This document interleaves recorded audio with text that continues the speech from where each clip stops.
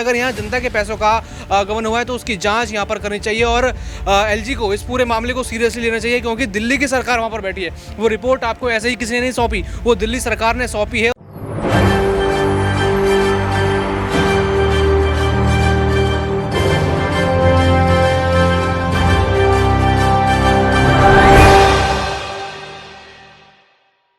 नमस्कार, मैं नाज़मीन खान और आप देख रहे हैं SPN 9 न्यूज़।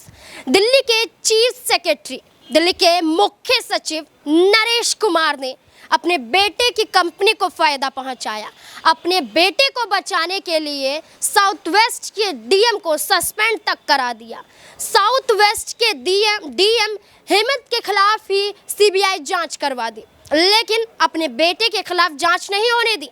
खुद को बचा लिया, अपने खिलाफ भी जांच नहीं होने दी। अब ये पूरा मामला दिल्ली की आम आदमी पार्टी ने उठाया है। दिल्ली के मुख्यमंत्री ने मुख्य सचिव नरेश कुमार के खिलाफ एक बड़ा कदम उठाते हुए जांच की रिपोर्ट सीबीआई अधिकारियों के साथ साथ उपराज्यपाल विनय कुमार सक्सेना को सौंपी है।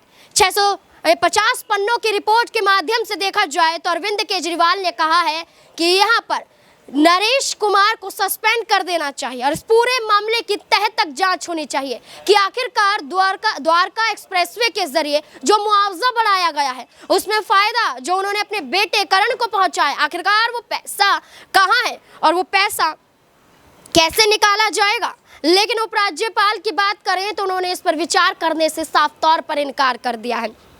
लेकिन आम आदमी पार्टी की विजिलेंस मंत्री आतिशी ने ये रिपोर्ट सीबीआई अधिकारियों को भी सौंपी है। अब इस पूरे मामले की तह तक जांच होगी, सिर्फ उपराज्यपाल का ही काम नहीं। अब देखना होगा कि आम आदमी पार्टी के जरिए क्या नरेश कुमार यहाँ पर फंसते हुए नजर आएंगे। नरेश कुमार का जिक्र किया जाए तो मामला कई साल पुराना बताया जा रहा है और लगभग यहाँ पर नरेश कुमार के जरिए इस घोटाले की जांच तो की जा रही है, लेकिन उनके खिलाफ कोई सबूत निकलकर सामने नहीं आए। अब अरविंद केजरीवाल की सरकार ने सबूत भी पेश किए हैं। एक पुराना वीडियो भी वायरल हो रहा है जिसमें साफ तौर पर दिखाया गया है कि कैसे नरेश कुमार को जानबूझकर बचाया गया है।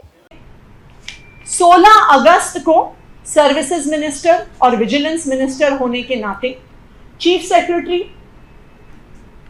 सर्विसेज, सेक्रेटरी विजिलेंस को एक आदेश दिया था और 16 अगस्त के दिए हुए आदेश के बाद चीफ सेक्रेटरी ने 21 अगस्त को 10 पेज की एक चिट्ठी लिखी और उसमें जीएनसीटीडी अमेंडमेंट एक्ट का हवाला देते हुए स्पष्ट अक्षरों में कह दिया है कि हम चुनी हुई सरकार के मंत्री की बात नहीं मानेंगे।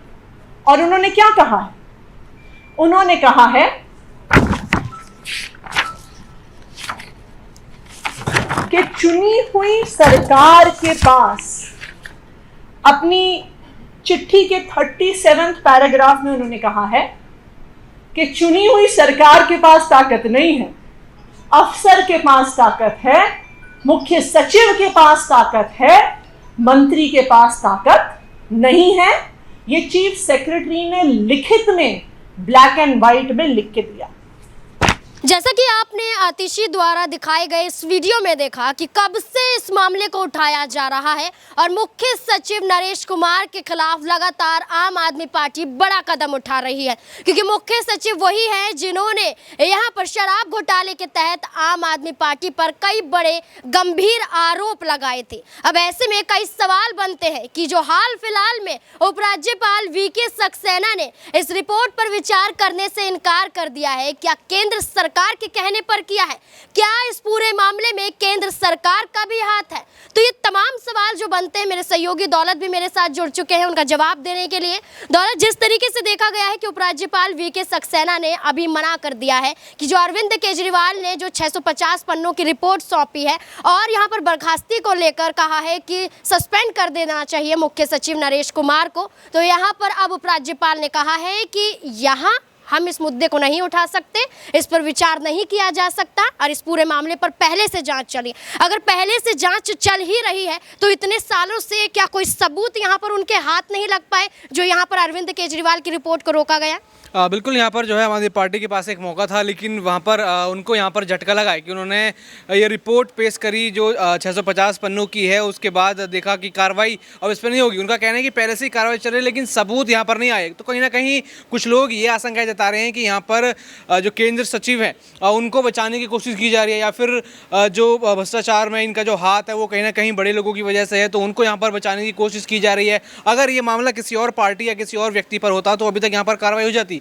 ये बात भी जो है आम आदमी पार्टी की तरफ से कही जा रही है और लगातार आम आदमी पार्टी तो ईडी सीबीआई में घिरी हुई है और अब उनके पास मौका था कि वो वहाँ पर केंद्र के लोगों को भी घेरें, क्योंकि राजनीति है, जब कोई भी मुद्दा आता है तो लोग एक दूसरे को यहाँ पर घेरते हैं। तो यहाँ पर देखा जाए पूरी तरीके से मामला ही कुछ उलझा हुआ सा नजर आता है। जब वो रिपोर्ट पहुँचते हैं तो उसको निराधार बता दिया जाता है, वो रिपोर्ट वापस कर दी जाती है और अब हम यहाँ पे देखते हैं कि वो कहते हैं जाँच चल रही है लेकिन सबूत यहाँ पर नहीं है। जैसे सबूत संजय सिंह के मामले में नहीं है, जैसे यहाँ नहीं है, तो सबूत कहीं भी नहीं है। तो ये भ्रष्टाचार के आरोप जो एक दूसरे पर लगते हैं, क्या ये सिर्फ जो है राजनीतिक द्वंद्व की वजह से लगते हैं या फिर फंसाने के लगते हैं, ये बात बड़ी उठ जाती है। और आम आदमी पार्टी की तरफ देखें तो उनके नेताओं के ऊपर तो बहुत ज़्यादा केस हैं, तो वो भी उन रिपोर्टों में हो सकता है कि उसमें कुछ ना हो, बस यहाँ फंसाने की कोशिश की जा रही हो। जिस तरीके से आम आदमी पार्टी के ऊपर आरोप लग रहे हैं कि वो बस फंसा रहे हैं और मुद्दा उठा रहे हैं। यह बात मुद्दा उठाने की नहीं है। अगर यहाँ जनता के पैसों का गबन हुआ है तो उसकी जाँच यहाँ पर करनी चाहिए और LG को इस पूरे मामले को सीरियसली लेना चाहिए, क्योंकि दिल्ली की सरकार वहाँ पर बैठी है। वो रिपोर्ट आपको ऐसे ही किसी ने नहीं सौंपी, वो दिल्ली सरकार ने सौंपी है और पूरा आकलन किया होगा, पूरा समीकरण बैठाए होंगे, तभी वो रिपोर्ट आपके पास आई है।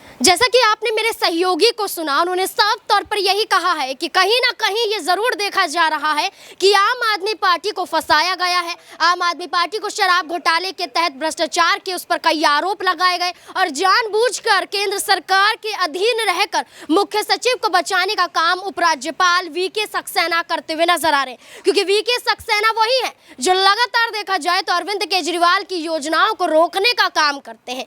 चाहे यहाँ पर मुफ्त बिजली योजना की बात कर ली जाए या फिर बसों की संख्या को बढ़ाने की बात कर ली जाए, हमेशा से उपराज्यपाल ने सीधे सीधे तौर पर अरविंद केजरीवाल की योजनाओं पर इनकार ही करते हुए नजर आए हैं। अब बड़ा सवाल यहाँ पर यह बन जाता है कि आखिरकार कब तक उपराज्यपाल ये दबदबा अरविंद केजरीवाल के खिलाफ दिखाते हुए नजर आएंगे। अरविंद केजरीवाल को नीचा दिखाने की कोशिश की जाएगी, क्योंकि हर बार देखा जाता है कि जब काला अध्यादेश यहाँ पर लागू किया गया, उससे पहले एक लड़ाई यहाँ पर अरविंद केजरीवाल ने सुप्रीम कोर्ट में लड़ी थी, लेकिन उस लड़ाई के दौरान भी केंद्र सरकार जीत जाती है, क्योंकि उपराज्यपाल का सीधा तौर पर साथ भारतीय जनता पार्टी को देता हुआ नजर आता है। अब इस तमाम मुद्दों को लेकर आपकी क्या राय बनती है कि क्या अब इस पूरे मामले में जांच होकर रहेगी? क्योंकि एक रिपोर्ट यहाँ पर सीबीआई अधिकारियों को भी भेजी गई है। क्या सीबीआई अधिकारी इस पूरे मामले पर स्वतः संज्ञान लेते हुए जांच के आदेश देंगे या फिर मुख्य सचिव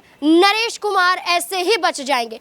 क्योंकि आपको बता दें कि अपने पद से वैसे ही रिटायर होने वाले हैं, चाहते न चाहते उन्हें अपना पद तो छोड़ना पड़ेगा, लेकिन कानूनी कार्यवाही की बात की जाए तो अभी तक उनके खिलाफ या उनके बेटे के खिलाफ नहीं हो रही और इस दौरान उपराज्यपाल का विचार करने से इनकार कर देना, बड़े सवाल बनते हैं। क्या जवाब बनता है कि क्या इस पूरे मामले में आम आदमी पार्टी को राहत मिलेगी या इन पूरे मामले के तहत आम आदमी पार्टी ही फंस जाएगी? क्या है आपकी राय? कमेंट सेक्शन में जरूर बताएं।